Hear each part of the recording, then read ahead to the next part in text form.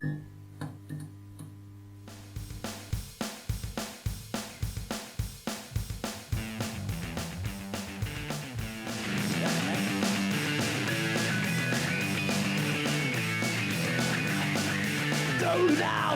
in disorderlies, 30 now.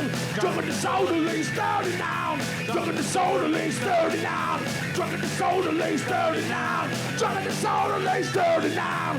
Drunk in disorderlies, 30 now. 30 now, 30 now, 30 now, 30 now, 30 now, 30 now. Drunk in disorderlies. To the next episode of 39 Drunk and Disorderlies. No, not bad. This is our 10th. Double digits, guys. 39 Double digits. Drunk Disorderlies. We didn't tell Trev we're not gonna do the song today. They've already heard the song. If you're listening to this, you've heard the song, and we're just. Thank you so much for the heads up. Usually we sing the song, but tonight we're not. That's gonna okay. Sing You know, we like to keep Trev guessing. If you listen to episode 9, you'll hear a barbershop quartet of us doing it. Yeah, so that was pretty good. Go back. We could give him a little bit of that again. Ready? Let's do that. Let's do the acapella barbershop version again. You want to start it? Or no, you start it. Oh, I don't know if this is a good idea. You know what? It was good when it was off the cuff, but trying to simulate that again is just not going to fly. Go back in Are the you records. challenging? We can do a spoken word like 39. Drunken Disorderlies. 39. Drunk. Disorderlies. D. 9. Drunk. D. K. And D. That's terrible. That's the worst. I think Lars' beard is derived off set here. So podcast is canceled. We just canceled the podcast. Ladies and gentlemen, this beer was brought to you by Alan Delane, who is here tonight to support.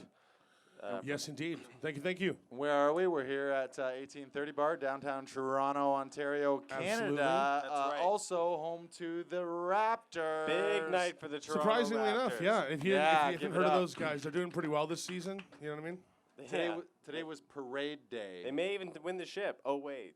It was. We're recording this on June 17th, but you are probably listening to this at least a week later right now. But know that we're all pumped. You already know, yes. All that we're telling you right now about this. But it was a party. It was a festival. People paraded around the fucking streets. It was amazing. Some of you probably were there.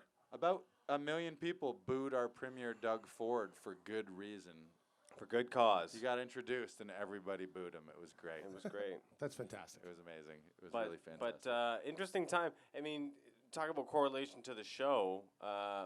2 nights, Thursday night and today, rather, where, open alcohol and belligerence was totally acceptable. Rampant. And guys trashing cop cars and no charges laid. I mean, pretty amazing. And on the whole, I mean, obviously minus an event today, but on the whole, the city didn't burn. No, it wasn't like Calgary after the Stanley Cup. That was a different story, right? Yeah. Like that, the city did burn. Well, if Toronto wins the Stanley Cup, it would be different, I think. I think we'd just probably disappear in the singularity at that point. It would they'd hold the cup over the heads and it just that'd be the end of it. You know what I mean? Right. The end of everything. Yeah. No, just because I'm sorry. Like that's never gonna happen. None of my lifetime. But we always talk about the liquor laws here and how strict it is and blah blah blah. How draconian they are. Well, exactly, and so we have 2 examples of celebration on the streets, and the cops. I was at the parade today on Lakeshore, and a cop came up to me. I was holding an Ace Hill, and he was like, "Oh, Ace Hill, thank you." And I was like, "What?" And he was like, "No, I don't want it." But he was just fake busted you? Yeah, he was like, "Thanks a lot for the Ace Hill," and came over to but then he was like, "I don't want it." Cool cop. Yeah, right. Yeah. I was like, way to go, Toronto Metro. But yeah, keeping it real. Keeping it real, TO Metro. They can turn a blind eye, for the events and sporting events. Why are we? Anytime the mayor says that something is good for the city, it doesn't really matter whether it is or not. Right. If it's good for the city, then the cops aren't going to fucking arrest you. I mean, that's because that would be bad for the city, right? You know what I mean? Anything inherently that you get arrested for, you're not going to see major political figures being like, "This is great. This is good for us. We all need more of this." Okay, guys, get out there and riot, and it's cool. This is a first here at 39 Drunk and Disorderlies. This is for sure the first episode where we gave props to the cops because you were always ripping on the cops because the cops are the reason you have 39 drunk and disorderly citations. Ripping on them's not fair. They're doing their job. I just don't like their job. That's all. Well, and you said before you've made the critical decision where you're like, yeah, I'm going to decide to do this and they'll probably take me down. Yeah, absolutely. No, you can't not know. If you're a drunken clown, you're gonna get busted. There's That's a just certain the nature of things, camaraderie right? where it's the criminal and the Again, yeah, it's law, right? cops and robbers. Their job would not exist without some of the shit that I do. So right at the end of the day, it's like they show up and they're like, "Oh, I'm doing my job," and I'm like, "Yeah, well, I'm doing mine." So really, all your crazy fucked up stories are just a really good make work project. Yeah, exactly. Yeah, absolutely. They are. Great job. What? Keeping those guys. So remember that, guys. When you're arresting me next time, remember, I'm keeping you employed. So we just like to remind everybody that if you want to follow us, you can follow us at 39DD Show on Instagram. If you need to go to Laughing Viking Studios, that's Lars' studio, and there's lots of information there. Also, tonight we have Ziki Zhang Photography, and he will be taking some promo shots of us later tonight. And so if you want to check those out, those will be cited on our site. If you like them, contact Ziki, and he'll give you lots of great shots. Not only is Ziki Zhang a fantastic photographer, we've both had headshot sessions with him, but his camera is actually video recording us right now because you forgot yours, you fucking bonehead. Boo. And Ziki came through in the clutch, so give it up, Ziki Zhang. And to be fair, I asked Ziki to bring his camera tonight, so okay, bang, redemption point. Okay, so I feel it like evens out then. No Wow. negative strikes for anyone. Everyone did a great job. And I'm back. And we're back. Rehired. Yeah. All right, should we get into this one here? Let's get it up. Let's do it. Before we do, I'm gonna look over to the tech booth. How's that music right now? Are we good? Okay. Let's buckle up. Well, we might as well, while we're talking to the tech booth, shout out Cifer, Pics, and Karim here doing it. Oh, yeah, 100%. Without these guys, editing. the magic would not happen. There'd be no magic. I always give Karim the shout out, but we all know the mastermind behind the whole operation is Jabril. Give it up, Jabril. Jabril in the back. Yo, that's right. That made Karim so mad right there. They're the odd couple, in case you haven't met them. All right. So let's hear it. You got which one's Felix Unger? That's all I want to know. This has never happened before. Your stories are also crazy, but tonight you told me on outside of the bar here at 1830, you said this one is darker than normal, maybe a trigger warning. So I don't know. You need to buckle up if you're at home. We always say that. You need to buckle up. Grab onto your armchair. Buckle up. Listen at your own discretion. And prepare for a bedtime story. It's going dark places. Okay, so a lot of the stories that I tell are strictly about, the drinking and drug culture that was prevalent in my life 15, 20 years ago, right? But this story has a little more than that to it. It's about trust. It's about friendship. And it's about knowing how to tell a group of people probably the most uncomfortable things that you can in order to redeem yourself from social judgment. And I think in today's day and age, it's sort of important lessons attached to it because a lot of the time we see belief as the consummate narrative instead of proof. So people say whatever they want, and without any evidence or any background information on that becomes fact. That becomes the narrative, and that ruins people's lives. And very quite quickly, right? Like yes. Are you saying the Earth is not flat? Amongst other things, yes. Yes, I am. Oh, shit. We're going to have to really reassess some things after tonight. Yeah, the Coriolis effect is real. So anyway, like many stories in this series start, I was at home, unconscious, living off the fumes of the day before, and I got a phone call from my brother Jack, and he says to me, "Yo, Bob, you got to come downtown." I'm like, "What do you mean I got to come downtown? It's like fucking, Tuesday night. I'm fucking trashed from yesterday. No, fuck off, man. Like, I don't get any days off. I work weekends. I'm not going downtown right now. Why?" He's like, "Well, there's a fucking crazy-ass fucking story floating around the bar about you. There's like 20 people here talking about you, and it's bad news." And I'm like, "What do you mean it's bad news? What the fuck are you talking about?" He goes, "Well, apparently this weekend, I mean, you were out, right?" And I was like, "Yeah, of course I was. You were there. I was out most of the weekend getting fucking completely faced and doing drugs as usual. What are you talking about?" Like this is like a non sequitur, right? And he's like, "Well, yeah, but this girl, Mouse." I'm like, "No, what about her?" "Yeah, I know her, but what about her?" He's like, "Well, she's telling people here at the bar that you and this other guy sexually assaulted her." Okay. Now, this floored me, absolutely, because, I mean, if you've known me for any length of time, you know that not only am I a consummate gentleman, but that I get really offended by mistreatment of ladies in public or in bars and places like that I work in. So the concept that I was involved in a situation like this just blew my mind. And I had a bit of a panic attack, you know, sitting at home like, what the fuck? Yeah. You know, what are you going to tell people? What are you going to say? So I jumped in a cab, pretty fucking irate, and I flew down to the bar, which was on College Street. It's a place called Bistro 336, which is actually still there. It's right at Bathurst in College. On the southwest corner? No, it's on the northeast side, just next to Rancho Relaxo. All right. So you enter through the downstairs, but it actually has a patio upstairs behind it. So it's a weird little... Anyway, so I get there, and there's this douchebag I know standing outside, and he sees me get out of this cab, and I'm livid. Like, I'm extremely upset. And as soon as he sees me, the very first thing in his mouth, he goes, oh, there you are, showing your face around here kind of thing, you know?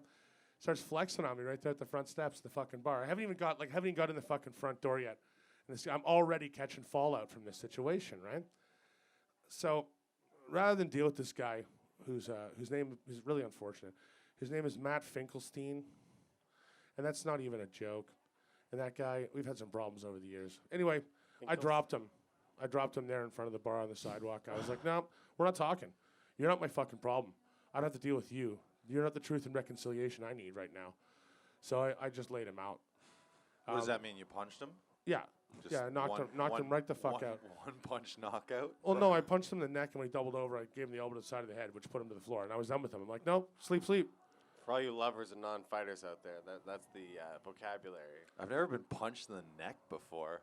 Doesn't happen very often, and I wouldn't suggest you try it on like a recreational basis. It's not one of those things. Right. So anyway, I wander into the bar, and everybody I fucking know from the punk rock scene, you know, all my bandmates, fucking friends, extended fucking acquaintances, you know, girlfriends of buddies, a lot of the women I've slept with in the past, all this shit, they're all sitting around at these fucking tables, and there's this girl from the weekend before, and she's sitting there in this cluster with like, you know, 10 or 15 people sort of draping, you know, the victim blankets on her like it's okay, you know, we all understand, it's all good and whatnot.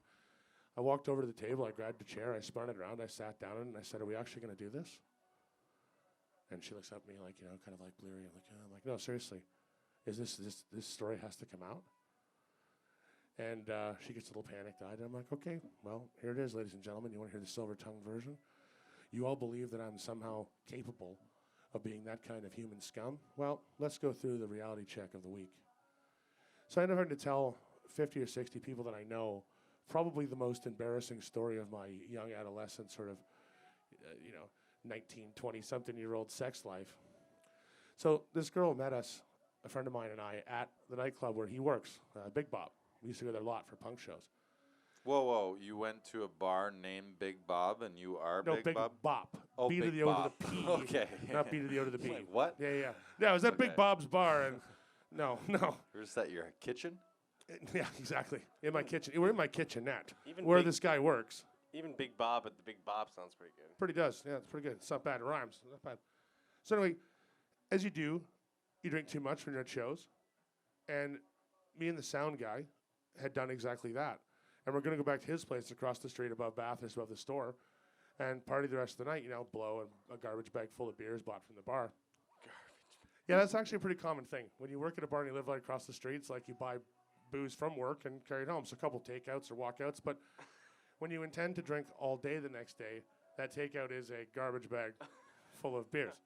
So How many beers do you think fit in a garbage bag? 3 12s. Nice. Immediate answer, because yes, Knew that's that. how many fit. Yeah, that's right. So anyway, this girl was there at the bar partying, and we were leaving, and she's like, "Oh, where are you guys going?" We're like, "Yeah, we're going across the street, drink at Muddy's place, so I can get hammered." I knew her colloquially through one of my ex-girlfriends. So I mean, we weren't close friends, but I knew her. We go back to this party. We're chilling out at my buddy's place, getting trashed. The night is carrying on, and we're all fucking blitzed, all three of us. Which is, you know, one of the problems with, once again, and I addressed this in a lot of these tales, and I'm going to do it again now. One of the less glorious aspects of being a wild, drunken, drug addict maniac is that a lot of the choices and decisions you make are blurred and crazed. You mean at the time or upon reflection? at the time you have no idea, but upon reflection, right? But even still, I guess at the time that's true too. You just don't realize it. So this girl makes a pass at me, and she makes a pass at the host. Not at the same time, but back and forth. And we're both sort of like, oh, that's interesting, that's weird, blah, blah, blah. Hour or two goes by, and she literally says out loud to the two of us, I don't know which one of you guys I want to sleep with more. And I'm like, well, that's interesting. That's an interesting statement right there. I'm like, So the next time there's a smoke break, we're standing in the kitchen, and the host walks in the kitchen talking to him. And I'm like, hey, man, look, I don't really want to sleep with you, but, hey, well, if the opportunity arises, I'll A-team, right? Like, we can share. And he's like, yeah, we can do that. Now, you have to understand the two guys involved here aren't the coolest guys in the world. I mean, at that time, this sort of, like, semi-toothless sound guy and this, like, horribly drunken sort of giant fat dude are, like, making plans for their, like, Dear Penthouse letters in the kitchen, right? Thinking, we got this lockdown, you know what I mean? Like, yeah, if only had, like, 40 beers, what could possibly go wrong, right? So we insinuate this fucking threesome. And, of course, in your mind, when you think of threesomes, you think of, like, the shit you see in porno where it's all, like, clean cut and everything's, no. People know what they're doing. That's right. That's not how this goes. First thing that arises right off the bat is, we're, like, checking pockets for protection and shit, and no one has anything. So, like, one of us has to go to the store downstairs. Well, we're all too fucked up to fucking find wallets and money. So I think he staggered down to the store and picked up, protection and came wandering back up with, like, I don't know, like black-ribbed fucking glow-in-the-dark for her terror or something. And I was like, what the hell is this? Okay, this is getting weirder by the minute. And then, of course, don't forget, after like 3 grams of Coke and 40 beers, performance, it's not a matter of anxiety anymore. It's a matter of it's never going to happen. Blood circulation. And yeah, you should basically know that. Like, your blood has become thinner than fucking tap water, which means that your dick is about as flaccid as it goes, right? So the two of us are, like, standing there trying to, like, work out some meat while she tries to be sexy, too high to be sexy, because that happens too, right? She's, okay, look at me. Woo! And we're just like, okay. So ostensibly the world's most embarrassing, unappealing threesome attempts to occur for an hour or two until I realized that this is not, I don't even care anymore. Like, I have to go. And I'm like, I realize where I am and what's happening. And I'm like, look, I'm done. Your Californication moment. Yeah, looking for pants. And I'm like, yeah, this is ridiculous. And I people have that sort of subliminal communication skills. So I'm like putting pants on, look at the buddy guy, and he's putting pants on, he's looking at me, and we both make the silent, unverbal promise, we will never mention this again. Like, and here we are. Well, there's a reason for that, though, right? And this is the reason. Fear of being shamed for doing the stupid things. It's actually one of the reasons I do this podcast and enjoy it so much. I did so many fucking stupid things. And I think people need to know that you can live through that. You can do fucking really dumb things and just own it and carry on and actually be okay. So I'm like, yep, going home. Just chalk that up as Dear Penthouse letter. Scratch. Just throw that one away. Like that's a memo page we're not going to bother printing, right? But when I heard a couple days later that she'd been spreading the story that she was assaulted by us that night, rather than instigating the terrible, no good, very bad threesome, it should never be talked about again, except I just told you all about it. I had no choice but to basically tell this whole fucking embarrassing jalopy story about, like, fucking non-functioning penises and, like, standing around masturbating with some guy over a girl who basically passed out on the floor, like, going, oh, I love you too, and it's, like, not working out. So I don't understand today how, the truth has become so difficult for people to face. Like, we've all made decisions in our past that we regret, but looking back on those decisions and not owning it is worse in almost any way than accepting where you've been. You can poison your own life forever with that kind of shame or that kind of guilt, and I'd never carry it. That's the kind of guy I am. I would never carry that kind of guilt. If I had thought that I'd taken advantage, so I said after that story was told, I said to her, so just to make a long story sort of neatly packaged, I said to her, see, that's what happened. And I said, do you remember all of that? Is that accurate? And she was like, yes, that's all accurate. That's exactly what happened. I said, okay. So at any time, was there an attack or anything that I missed in that whole story? She was like, no. And I said, at any time, did you say, I want to leave? This is over, yada, yada? No. I said, at any time, did you feel that way? And she was like, well, no, not really. I was high and having a good time, sort of, but it was weird. And I'm like, yeah, that's exactly the mode. It was a good time, but it was fucking weird, and it was stupid. And if none of us had said anything, which none of us were going to, this would have gone nowhere, and we never would have had to sit in front of all of our friends and go all the way through this again, right? But here I am, and here you are. And now, instead of everyone standing around giving me these dirty rapist stares, you know, like, you, Bob, I can't believe, look at you. Instead of that, people are sort of looking at her, looking at me with this mix of, ew. Yeah, ooh. Wow, you, that, you know. And I'm looking back and going, yeah, that's how I fucking feel about it. This was, you know, I'm really glad we had this chat. You know, 70 of my closest friends learned all about the most embarrassing day in my social sex life. This is great. But the reason I'm telling this story, even though it's dark, is because, like I said, I think it's really important that people know that there are two sides to every issue. And I've known a few guys, especially who worked in the bars and the bar industries, who've had these issues. I've also known many women who have been attacked and abused. And it's so frustrating to me that the truth is not as important as the narrative anymore, which is why, you know, men get away with being pigs and women lie. Well, that's why both of those things still occur, and people suffer for both. And there's absolutely no sense in it. Because it's really hard to flip once you've heard one version of the story. It's especially the initial version. Yeah. And that's the first thing in your mind. So if it's logical, you'll believe it. And then to hear another side, and then to have to sway to the new information, sometimes that's why they get in there. Like folks get in there first to try and get a story like. Well, and that was exactly the point. I mean, she jumped the gun and decided that she was afraid that we were going to tell people what had happened. And rather than let us say it and embarrass her or bring that out into the public, she was going to jump on it in advance and throw us under the bus in order to make sure that she could control the narrative from that point forward. Right. Whereas the truth of the matter was that if that had been left alone, she would have been saved from a lot more embarrassment. And the rest of us, you know, he never even heard about it. That's the greatest part. I defended both of us that afternoon, and I saw him 6 weeks later, and he's like, "Oh, hey, how's it going, man?" I'm like, "Everything's great." He's like, "Oh, how come we don't that guy Matt, Matt Finkelstein, how come he doesn't come around much anymore?" I'm like, "Oh, we sort of a bit of a falling out." He's like, "Well, what do you mean? Why I punched him in the neck last weekend over that thing that happened?" He's like, "That thing that happened?" I'm like, Dear Penthouse Letters, I want my letter back. That one? He was like, yeah. I'm like, yeah, well, there was an issue. He's like, oh, did you hear about it? No.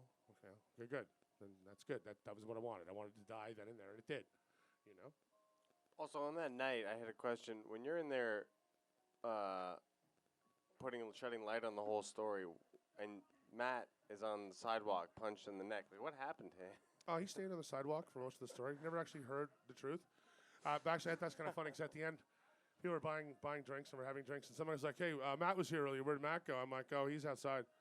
They're like, we're outside. I'm like, well, laying next to the payphones, Why is he laying next to the payphones? I'm like, he'll tell you later.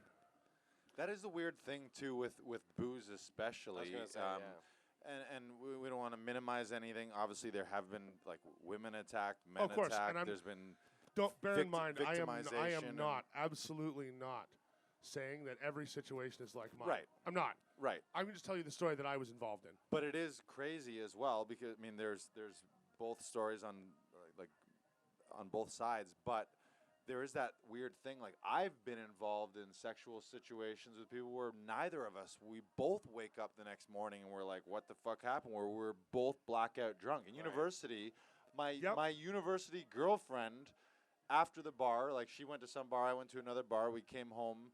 I woke up the next day, she's in bed next to me, and I literally rolled over, and I was surprised by her, and I was like, what are you doing here? And she's like, what do you mean, what are we doing here? We fucked last night. And I'm like, I have zero recollection of that. Yep.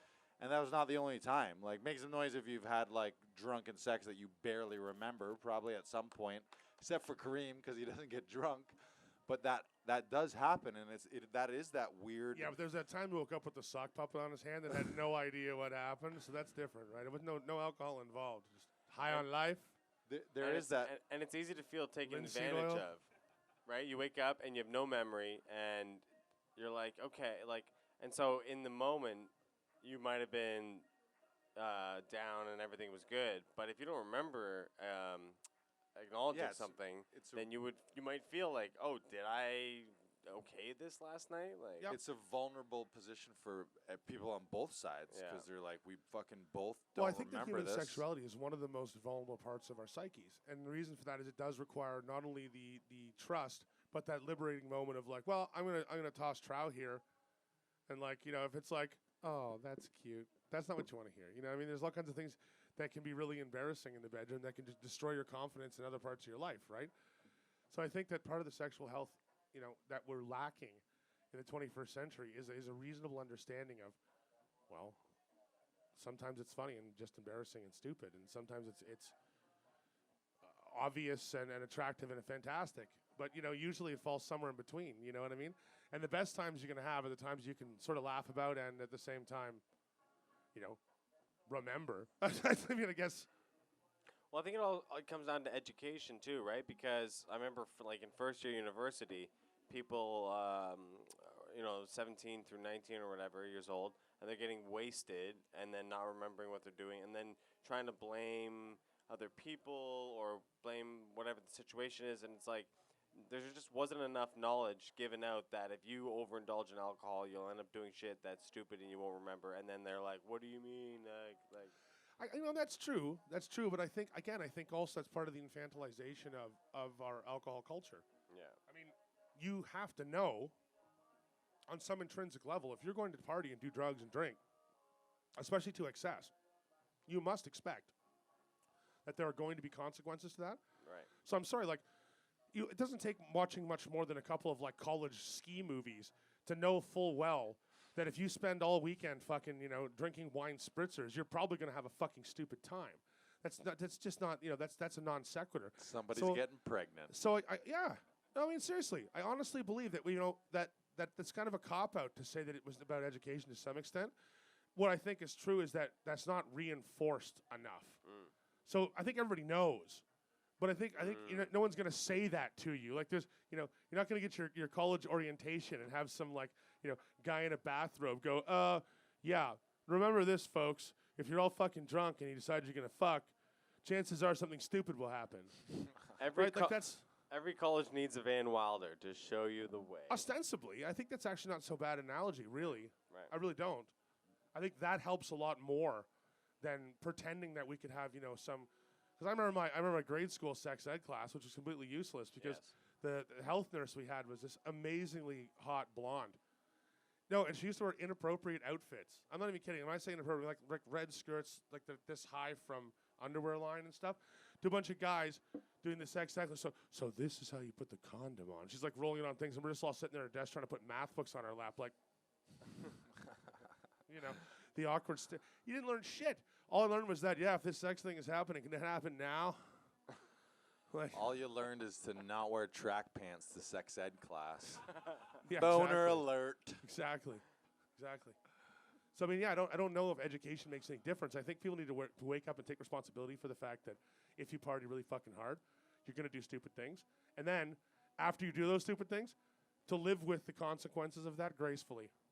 Well, and then there's perception too, right? Because you may remember it one way, and other people remember it a different way. Like you ask the same 2 different people about, or 5 different people about one event, and they'll tell you 5 different stories. Oh, absolutely. I mean, yeah. So I mean, you mix in booze into that, which escalates also or magnifies. Also time. Mm-hmm. It's amazing what someone will remember about their college days 10 years later. They'll be like, "Oh, this is what actually happened." You know what I mean? Meanwhile, no, that's not what happened. Like, you put the inflatable buffalo suit on yourself, pal. Like, no one did that to you. Well, and after nights like that, like there was a quote where it's like any day anyone can accuse you of anything, right? So it's like, and to your effect, you have to like, either stand up to it or you got to figure it out because, like, any day someone could just, like, if you're out at a party and you're doing stuff, people could just say, it was that guy. Like, that's right. Yep. And I think actually you hit on something important there with perception, too, and the fact that people can completely experience the same scenario differently. Even though the moment was pretty obvious to you, to someone else it might not be. And that's why I had to clarify. That's why I told her the story, not the rest of the room. I sat down with her and I said, is anything there inaccurate? Am I misinterpreting anything that happened there? And when she said no, then I was like, okay, good. That's all I needed to know. That's for my own conscience, too. That's so I can walk and look this guy's face in the mirror in the morning and say, yep, that's right. You remember these things clearly. You didn't do these things. You are not that guy, and that's important to me, you know? The interesting thing, too, about how you handled that is if you had to handle that differently, like if you had just gone in, you fucking bitch, you liar, That's right. liar, then she yells at you and the whole thing escalates instead of having the, like, courage and humility to be like, okay, let's have an adult conversation about what happened. Which, again, sadly respecting starts your with story feelings time. and my feelings, but, like, actually hashing it out. That's right. That's right. And that's the thing. That's the thing about debate and intelligent dialogue. I mean, accusations, no matter what they are, can be settled with debate and understanding as long as the issue it can be made clear. You know, some things can't be made clear. Some things are pretty straightforward. Like, did you shoot the guy? No. But you're standing there holding a smoking gun and there's corpses in your lawn. You know what I mean? That's not the same thing. But when people's perceptions or people's misinterpretations or even people's misrepresentations are on the line, you can very clearly address those as long as you're willing, usually I say, to be truthful and to be fearless. And I think the fearlessness is a huge deal because I was racked with terror over having to confront this issue. I mean, I thought for sure that was the end of my social life. You know? Right. Like because you said people were already writing you off? And yeah. I mean, that's why I got the call. My brother called me and was literally like, he was like, you have to get down here because if you don't get ahead of this situation, like right now, you know, there's guys talking about canceling shows we're going to play. You know, people ostracizing you from the social groups. Like, that's it.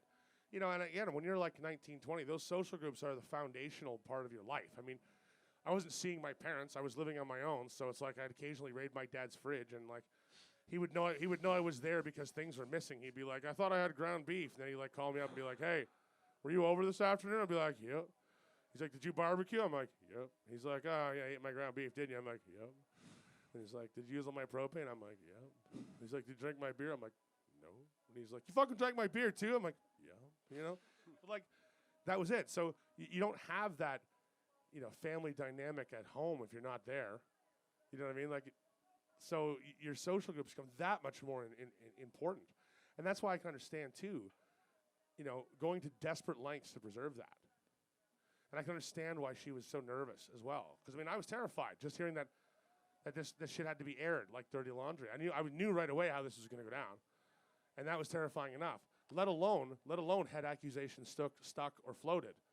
I mean, that would have been a nightmare. Bob life, over, check, you know. And this is like, rampant wildfire social media. This is absolutely you having to, like, contain your own network.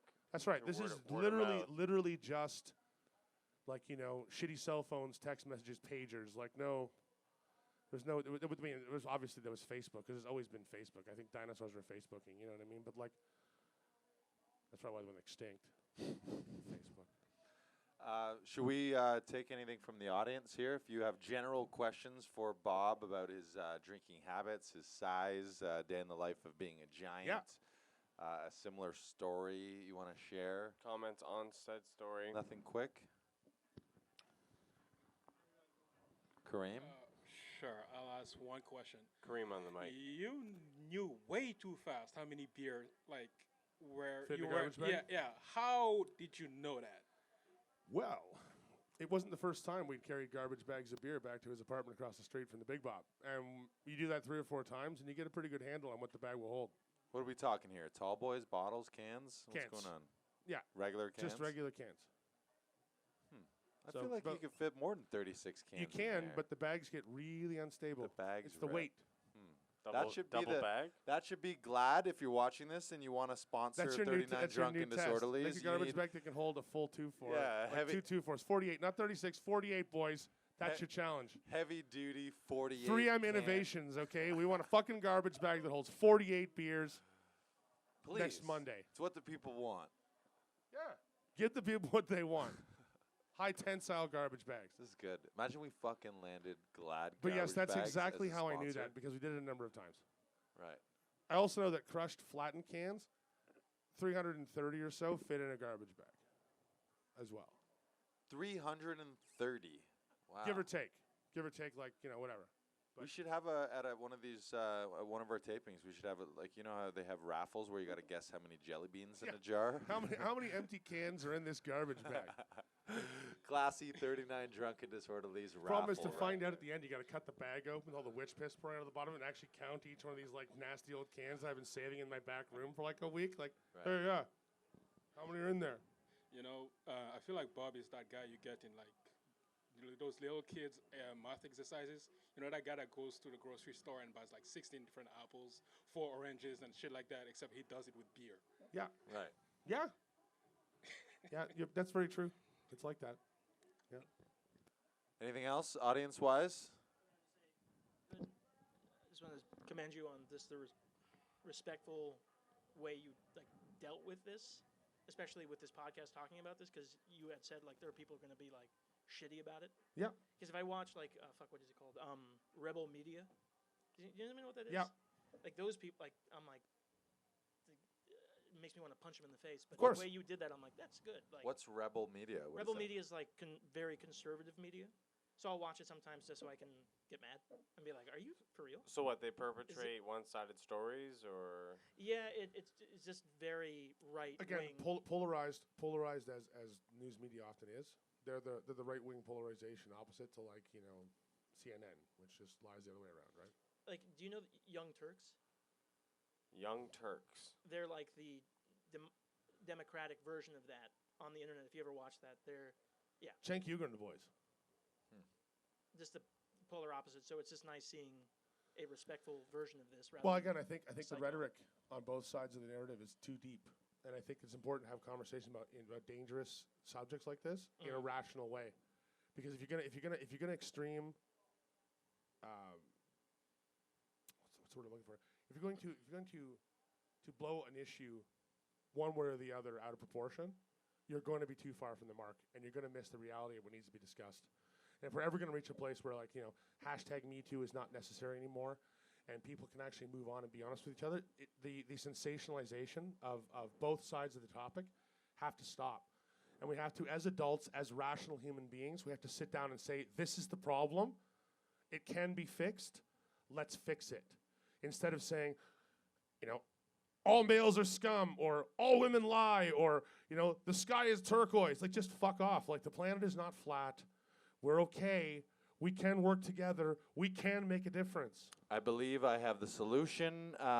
Scientists, if you're watching this, I think I've solved it. It is we retrofit all dicks and vaginas with breathalyzers. There you go. That'd be pretty good. So you got to blow a breathalyzer, and if you're too fucked up, you have to just step away from the scenario. And it also increases the likelihood of oral sex. Because you got to get close enough to use a breathalyzer anyway. So while you're down there, right. I mean, Right. I like it. I got far down Reddit one day, and I was reading about some person said oh man, I just got some girl I met pregnant, and then just the list of dudes that said she's lying to you. I'm like, that's fucking crazy. You need That's even funny too. Because what if it's your live-in girlfriend and she's holding up the pregnancy test, yeah, we're gonna have a baby, and they're like, she's lying to you. You know what I mean? Well, no, actually, we've been working on this for a while. Yeah. Liar. We're at the fertility clinic. No, the doctor's lying. You know what I mean? Paternity test. Also a very easy solution. You just go on Maury Povich. Yeah, and that's you right. solve that shit That's right right. there. Yeah. Because Maury knows, even if you don't. Maury always knows. We should give a shout out, if you didn't recognize his voice, that was Windy City Nick. Nick. Yes. Windy City Nick. He's here quite a bit. He lives in Toronto, but at one point he lived in the Windy City of Chicago, so we call him Windy City Nick. Besides, it's a cool fucking name. What are you talking about? That's It's awesome. a pretty great name. It's like the original Scarface, 1930s. Yeah. Yeah, where's Windy City Nick? Hey, where's Windy City Nick? What's his name? What's our guy? Our fucking... Oh, James Cagney. There you go. Yeah. Fucking right. We got another one coming from the audience. This looks like Zeke Zhang from Zeke Zhang Photo. Zeke Zhang, what's up, buddy? Well, what's up? Well, from what I'm hearing, right, like hearing you guys talking, it just felt like I'm reliving one of those episodes of the SVU unit like show. Right. Except that it turns out that the result was it turned out good. Yes. Yeah, it didn't go the wrong way. No. Yeah, just And a weird comment. No, you're absolutely right. That's exactly what I mean when I say you get out in front of a subject like that fast enough, and let the truth be your guide, and sometimes it will set you free. I mean, sometimes it doesn't matter. Sometimes you will get fed under the fucking bus anyway. That's just going to happen. That's life. You're not always going to succeed. That's just not going to happen. Yeah. But trying to let calmer heads prevail is usually the best way to do things. Yeah, so kudos to you, like, because in that situation you handled it like perfectly, like a pro. Thank you very much. Yeah. I appreciate that. I really do. Thank you. Thank you. For all of you off camera, we have a special guest in the house. Oh, yeah, we should give him a shout-out. We got Andrew Rodolio, series regular from The Expanse. So you might recognize him as Diogo. From FX show Expanse, we do have Andrew Rodolio in the audience. So big clap to Andrew. Fresh off the plane from Vancouver. No, from space. From space, sorry. He spends his time in space. Fresh off the ramjet from space. Yeah. So, parting thoughts, we should probably wrap it up here. Sorry, yeah, never mind. Parting thoughts, words of wisdom. Follow us at 39DD Show on Facebook. That's and probably the wisest Instagram. thing you can do. You can watch full episodes on YouTube now as well. We're not tubing. We're tubing. At 39DD Show, 39 Drunken Disorderlies. If you want to join us for a live taping, you can come down at 18:30 on a Monday night around 10 o'clock. It's beautiful. And if you have time beforehand, there is a Monday Fun Day show that Lars puts up. There's a pro comedy show here from 8 till 10, and then this old 39 Drunken Disorderly shindig here. That's right. Come on down and smash a glass full of rose. Somebody got another one. Uh-oh. I feel a lot better now. Yeah, Lars isn't alone anymore. No, Trevor did it. That's the original. Trevor. That's the Trevor original broken ball right there. Is it? It's not. Yeah. No, it's not. No, they replaced it. It is? Okay, well, someone stole that rose, so I feel better about that. Again, terrible if you're listening to this he's or watching better this. About it now. You can't see what we're talking about. There are glass balls hanging from the ceiling here with roses inside them. Very fancy, and one of them we broke. Ignore what Lars is saying. If you can't see what's happening right now, go on YouTube. You still can't see it. That's not in the camera shot. Oh, there. Now it is. Now it is. Boom. Cifer Pics. Karim on it right now. See what I mean? Like I said, without these guys, the magic would not happen. Right. And that was the magic I was talking about right there. If you're just listening to this, you still missed out. But flip over to YouTube and check it out. I guess you got the idea, right? Cameras turned, things were shown. It was amazing. Did we get the look from the big guy? Was he I think we're about there anyways. So yeah, I agree. Yeah. Guys, be good to each other. Be good to yourselves. And come back. We'll see you next time. Thank you.